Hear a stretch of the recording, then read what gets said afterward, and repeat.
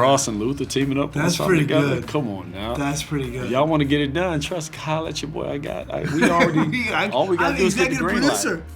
We just need to find the right button and press it. Well, let's go press some buttons. There are some really intense themes this season. How did you relate to your character's moral compass or lack of in this season? Your character I mean, have a you lack say of that. moral Why do you compass, look sir? at me as you say that? You know, when we watch a show where we are, as audience members, judging by nature, the reality is, for me as an actor, you may not agree with it, but my true north is I'm trying to feed the world as Lance Duran, and whatever happens, happens. I think one of the great things about this storytelling is that it really challenges you to think about what is right and what's wrong. With Cross, you know, he has to continue to walk in his truth, which is I'm going to stand for my ideals of justice in a space that would tell me otherwise. What I look to Cross for is to always maintain being able to make the hard, judicious choice in a tough situation that would otherwise tell him you're risking your sovereignty, you're risking your job, you're risking your health, you're risking all of these things to do the right thing. I want to stand behind that kind of person. There has to be an order, a plan. Yeah, I mean, Elle is a humanitarian. She's driven.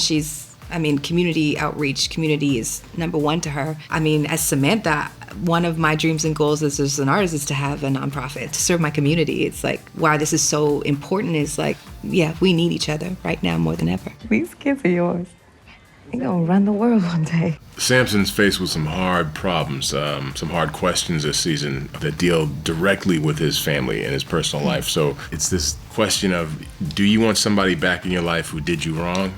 And are you going to be there for someone who did you wrong? Not the first time something like that went down. The key is to find a place to relate to your character's moral compass, because we all have one. It just doesn't always align with our personal one, right? So you have to find the similarities, because our characters are vastly different than who we are. Yeah. But that's our job, is to be able to find the humanity in these people, and that's kind of the through line of the season is who's good, who's bad, who's a villain, who's a hero. It's a beautiful thing to be a part of a show that's not afraid to go there. Those are the roots that I think brought people to season 1, and I think that same thing is going to happen in season 2. Knowing ain't proven.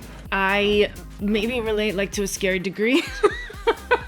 I think with any sort of stepping into a baddie track, you're tasked with justifying as the actor, and it wasn't that much work to sort of connect to her why here, which I think is what's so beautiful about how they sort of teed me up. The writers did such a great job of really leaning into vigilante or villain that I think we can maybe understand, but the way she runs with it, is not commendable.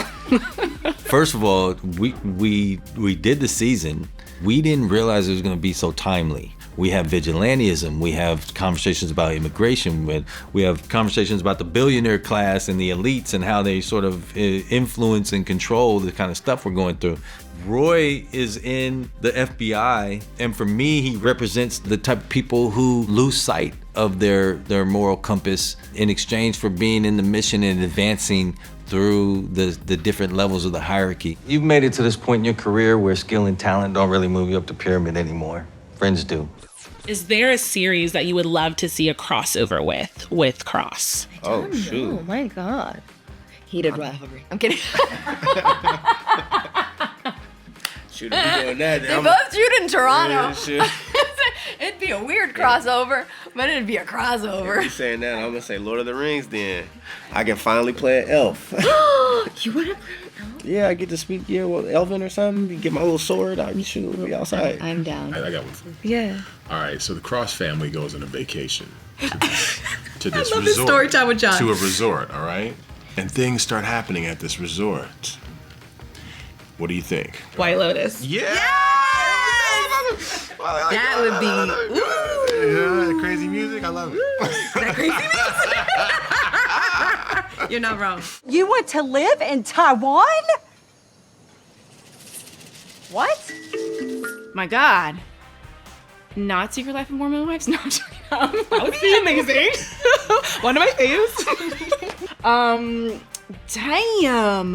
I had a buddy who was shooting Reacher while we were there shooting Cross. I feel like that's a natural crossover.